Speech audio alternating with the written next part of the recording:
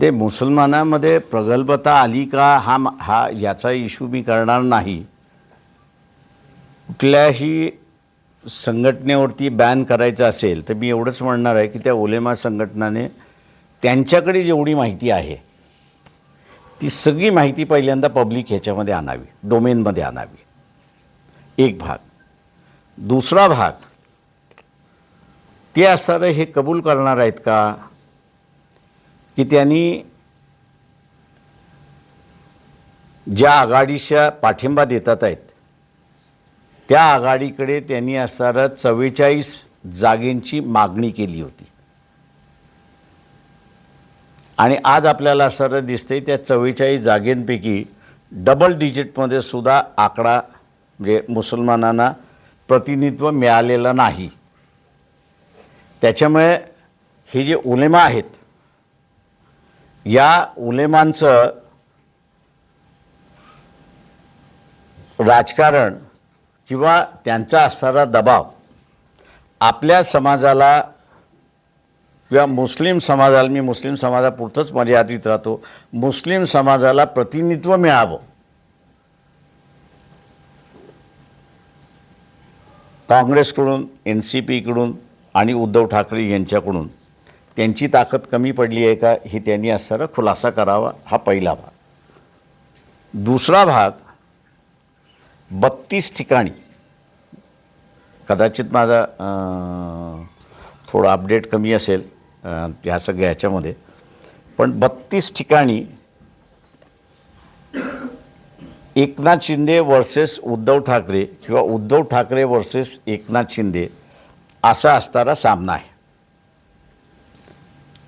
एकनाथ शिंदे हे BJP बरोबर गेलेत अशी असणारी परिस्थिती आहे आणि त्याच्यामुळे मुसलमान हा असणारा एकनाथ शिंदेला मतदान करू शकणार नाही. दुसऱ्या बाजूला काँग्रेस याचा सिम्बॉल नसल्यामुळे काँग्रेसचाच प्रश्न त्या ठिकाणी उपस्थित राहत नाही. या सगळ्या 32 ठिकाणी वंचित बहुजन आघाडीचे उमेदवार आहेत. मागच्या 5 वर्षामध्ये ज्या पद्धतीने असणारा BJPने मुस्लिम समाजाला टार्गेट करण्याचा प्रयत्न केला असेल, मग तो औरंगजेबचा इश्यू असेल, NRCचा इश्यू असेल किंवा इथे असणाऱ्या कायद्याच्या दृष्टिकोनातून असेल, या सगळ्याच्या पाठीमागे वंचित बहुजन आघाडी ताकदीने उभी राहिली आणि एका प्रकारचं असणारं प्रोटेक्शन जे आहे हे मुस्लिम समाजाला देण्यात आलं अशी असणारी परिस्थिती आहे. आम्ही उलेमांना असणारा हा प्रश्न विचारतोय आपल्या माध्यमातून की ह्या ज्या 32 जागा आहेत की ज्या 32 जागेमध्ये एकनाथ शिंदेला मतदान देऊ शकत नाही ही परिस्थिती आहे. दुसऱ्या बाजूला उद्धव ठाकरे हे वफ प्रॉपर्टीच्या संदर्भातलं जे बिल आलं त्यावेळेस ते असणारं वॉकआउट होऊन झाले. म्हणजे कुठेतरी आम्ही त्यावेळेस असणारं शंका व्यक्त केली होती की पाणी कुठेतरी मुरतंय काय, अशा असणाऱ्या परिस्थितीमध्ये या उलेमांना आम्ही असणारा विचारतो, या 32 ठिकाणच्या मतदारसंघामध्ये तुम्ही मुस्लिम समाजाला सांगणार आहात का की वंचित बहुजन आघाडीने मागच्या 5 वर्षामध्ये आपल्या पाठीमागे उभी राहिली आणि म्हणून आता वंचित बहुजन आघाडीला आपला पाठिंबा आहे असं उलेमा जाहीर करणार आहेत का? नाही, माझं नाही, तुमचं थोडं रीडिंग चुकतं आहे असं म्हणजे तुमच्या माझ्यामध्ये रीडिंगमध्ये फरक दिसतो आहे. लोकसभेमध्ये संविधान हा प्रश्न होता का? तर निश्चितपणे होता. लोकसभेमध्ये अजून एक प्रश्न अंडरकरंट म्हणून जो होता ती म्हणजे लोकशाही. संविधान आणि लोकशाही हे 2 इश्यूज फार मोठ्या प्रमाणात लोकसभेमध्ये नव्हते. वंचित बहुजन आघाडीने रान पेटवलं होतं अशी असणारी परिस्थिती आहे आणि म्हणून एका प्रकारचं माहोल देशभर असणारं निर्माण केलं. 400+ हा जो फिगर BJPकडून होत राहिला त्याच्यातून लोकांचं भावना घट्ट व्हायला लागल्या की हे संविधान बदलणार अशी असणारी परिस्थिती आहे. त्याच्यामुळे संविधानवादी आणि लोकशाहीवादी या फोर्सेस एकत्र आल्या आणि त्यांनी बी जे पीला हरवता हरवता थांबवलं असं मी त्या ठिकाणी मानणार आहे. एक भाग. आत्ताची जी निवडणूक आहे ती आरक्षणाची निवडणूक आहे ही आपण लक्षात घ्या. इथे 2 आरक्षण अडकलेत अशी असणारी परिस्थिती आहे. एक आरक्षण ओबीसीचं आरक्षण आहे की जे ओबीसी बोलत जरी नसला तरी त्याच्या मनामध्ये भीती एक फार मोठ्या प्रमाणात बसलेली आहे की सुप्रीम कोर्टाने डेटा नसल्यामुळे आपलं स्थानिक स्वराज्यातलं आरक्षण थांबवलेलं आहे. उद्याच्या विधानसभेनंतर 200 मराठा समाजातले आमदार निवडून जातील असं जे वक्तव्य इलेक्शनच्या अगोदर करण्यात आलं होतं त्यातून ओबीसीची भीती अजून बळकावलेली आहे. आणि ती म्हणजे की एकदा हे झालं तर जनगणना मान्य करायची, पण इम्पिरिकल डेटा नसल्यामुळे शिक्षण आणि सर्व्हिस याच्यातलं आरक्षण थांबवायचं आणि ते आलं की सुरुवात करायचं. इम्पिरिकल डेटा कधी येईल हे माहिती होणार नाही. विधानसभेमधला ठराव असल्यामुळे चॅलेंज करता येत नाही. ठरावाची भूमिका सुप्रीम कोर्टाने घेतलेल्या भूमिकेशी सहमत असल्यामुळे पूर्णपणे रस्ते आपले बंद होतील. आणि त्याच्यामुळे ही निवडणूक मला मराठवाड्यामध्ये ती स्पष्टपणे दिसते, पण इतर भागामध्ये ती लोकांच्या मनामध्ये आहे. आणि ते म्हणजे की आपण आपल्याच माणसाला मतदान करायचं, म्हणजे मराठ्याने मराठा समाजाला मतदान करायचं आणि ओबीसी असं म्हणतोय की मी जो आरक्षणवादी आहे त्यालाच मतदान या ठिकाणी करणार आहे. त्याच्यामुळे ही एक डिवाईड आहे अशी असणारी परिस्थिती आहे. जे मराठा समाज ओबीसीला मतदान करणार नाही आणि ओबीसी हा मराठा समाजाला मतदान करणार नाही अशी असणारी परिस्थिती एक आम्हाला दिसते. दुसरं जे आहे, जे सुप्रीम कोर्टाने क्रीमी लेअर आणि वर्गीकरणाचा मुद्दा उपस्थित केला, हे मला मान्य आहे की पहिल्यांदा मातंग समाजाने ही मागणी लावून धरली होती. त्यांनी निर्णयाचं स्वागत केलं, हे याची जाणीव आहे. परंतु त्यांच्या जसं लक्षात आलं की त्या निर्णयामध्ये क्रीमी लेअरमध्ये येणारं कोण, तर ज्या कुठल्या कुटुंबाने एकदा सवलतीचा फायदा घेतला की तो क्रीमी लेअरमध्ये येतो. म्हणजे ओबीसीचं क्रीमी लेअर वेगळं आणि एससीचं क्रीमी लेअर वेगळं, हे जे जजमेंटमधनं त्या ठिकाणी आलेलं आहे त्याचा आपल्यालाही परिणाम असणारा होतो अशी परिस्थिती आहे. आणि म्हणून त्यांनी वर्गीकरणाची मागणी तशीच ठेवलेली आहे. क्रीमी लेअरला विरोध त्यांचा सुरुवात झाला अशी परिस्थिती आहे. त्याच्यामुळे आरक्षण हा मेन मुद्दा आहे असं मी त्या ठिकाणी मानतोय. आता जाटने आंदोलन केलं, आंदोलनानंतर त्यांच्या आशा होत्या की सत्ता आम्ही घेऊ, पण सत्ता ही पूर्णपणे भाजपानेच घेतली, जमीनदाराकडे काहीच नाही. तसाच काही प्रकार महाराष्ट्रामध्ये होण्याची दाट शक्यता आहे असं भाजपाच्या नेत्याकडून बोललं जात आहे. म्हणजे नेमकं काय कशाच्या आधारावर बोलता येते ते मला माहीत, त्यांनाच विचारलेलं बरं आहे. चला, थँक्यू. साहेब, एक महत्त्वाचा प्रश्न, भारतीय जनता पार्टी इतर पक्षांबरोबर निवडणुकीला सामोरे जाते. आम्ही असणाऱ्या आदिवासींबरोबर आहोत. तुम्ही त्यांना असणारं मानायलाच तयार नाही. आदिवासी या देशाचे नागरिक आहेत हेच पहिल्यांदा तुम्ही मानायला तयार नाही आहात. आदिवासी इथला असणारा 12% आहे हे तुम्ही मान्य करायला तयार नाही आहात. त्यांचे पक्ष आहेत हेही तुम्ही त्यांचं एक्झिस्टन्स मान्य करायला तयार नाही आहात. त्याच्यामुळे आम्ही असणारा आदिवासी पार्टीबरोबर आहोत याचा कुठेही तुम्हाला उल्लेखही नाही आहे. त्याच्यामुळे असणारं गोंडवाना पक्ष हा आमच्याबरोबर आहे.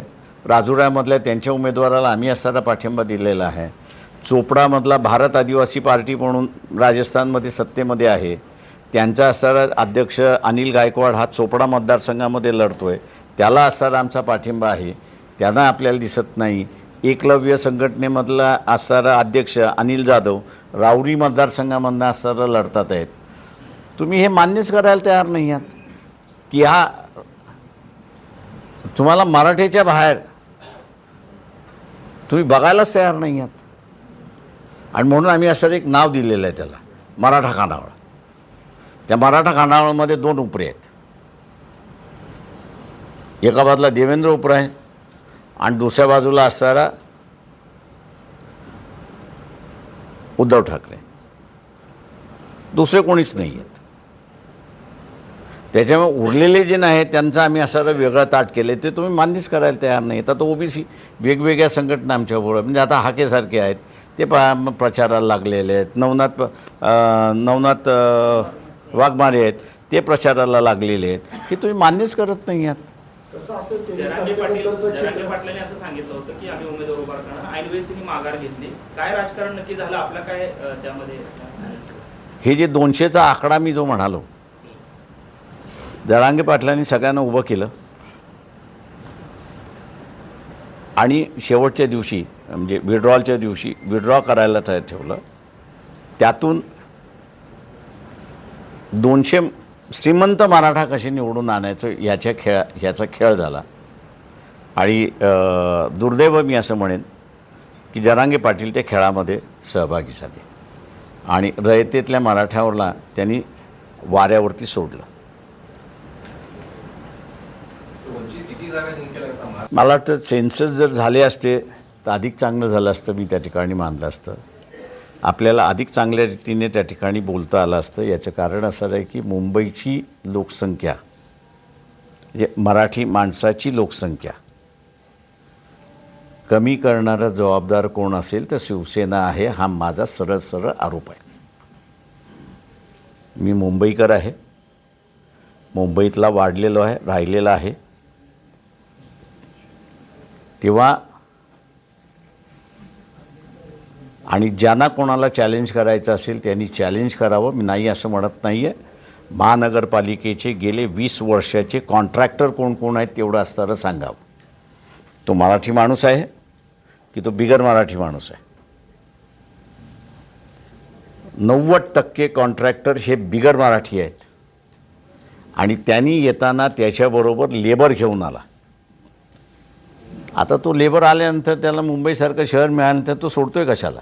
तो रहिवासी झाला. त्याच्यामुळे असा दोष कोणाला देणार आहात? तर पहिल्यांदा स्वतःकडे बघावं लागतं की मी दोषी आहे की नाही. त्यांनी असं पहिल्यांदा हॉस्पिटलमध्ये कोण गेलं हे पहिल्यांदा सांगावं. त्यांच्यातला कार्यकर्ता हॉस्पिटलमध्ये गेला की त्यांना प्रश्न विचारणारा कार्यकर्ता हॉस्पिटलमध्ये गेला याचा खुलासा त्यांनी करावा. साहेब, काँग्रेसनं वारंवार डॉक्टर बाबासाहेब आंबेडकरांवर हे केलं, हल्ला केला. हल्ला नाही, वारंवार अपमानित केलं. डॉक्टर बाबासाहेब आंबेडकरांना वारंवार अपमानित केलं असं नरेंद्र मोदींनी म्हटलेलं आहे. BJPने काय केलं तेच केलं. त्याच्यामुळे दोघं एकसारखेच आहेत. म्हणजे हिंदू कोड बिल हे जे निर्माण करताना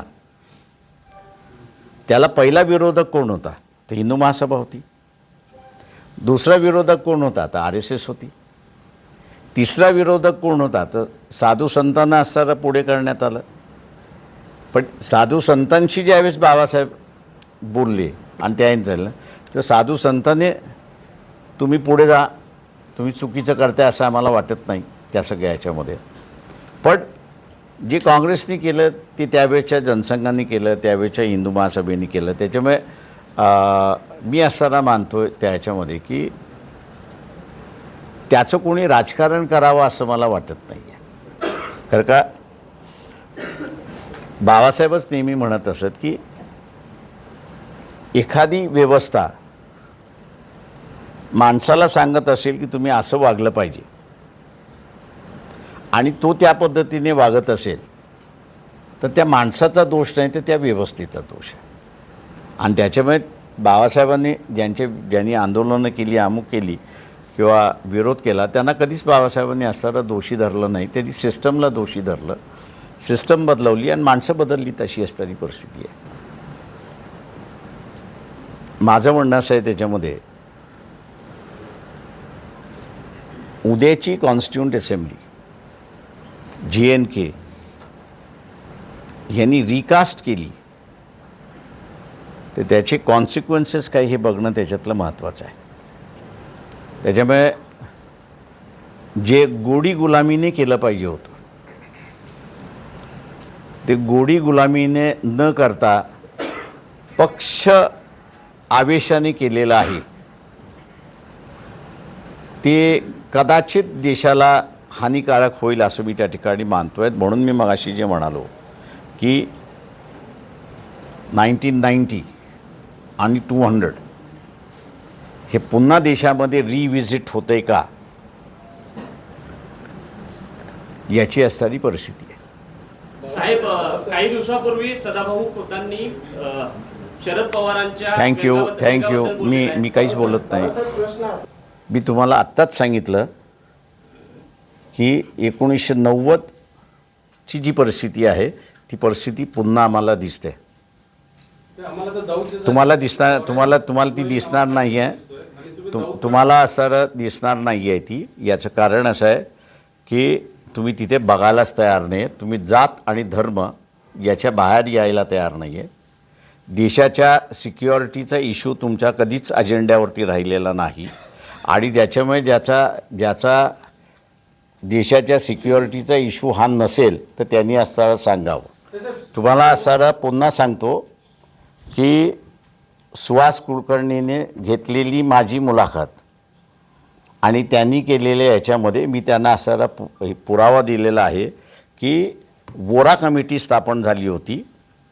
त्या वोरा कमिटीची माहिती तुमच्या सोलापूरकराकडेच आहे. पण एवढं आहे की तुमची हिंमत आहे का? पत्रकार म्हणून हिंमत आहे का? सुशील कुमार शिंदे गृहमंत्री होते. तुम्हाला नसेल माझ्या मार्फत त्यांना असणारं विचारा की वोरा कमिटीच्या रिपोर्टचे ॲनेक्शर्स हे सदनामध्ये का ठेवण्यात आले नाहीत? सुशील कुमार शिंदेंना विचारा. आणि तुम्ही भीत असाल तर म्हणा प्रकाशराव आंबेडकरांनी हे आम्हाला विचारायला सांगितलेलं तुम्हाला. मी बाबासाहेबांचा नातू आहे. त्याच्यामुळे कुठे लाईन ड्रॉ करतात हे बाबासाहेबांनीच आम्हाला सांगितलेलं आहे की समाज आणि देश याचे ज्यावेळेस प्रश्न येतात तेव्हा समाज सोडायचा असतो आणि देशाचं संरक्षण करावं लागतं. आणि आजची गरज ही आहे की देशाचं संरक्षण करण्याची गरज आहे असं मी त्या ठिकाणी मानतो. मुद्दे जोडले जात आहेत. फडणवीस थेट म्हणतात की संविधानाचा अपमान करतायत काँग्रेसवाले आणि विशेष करून राहुल गांधी.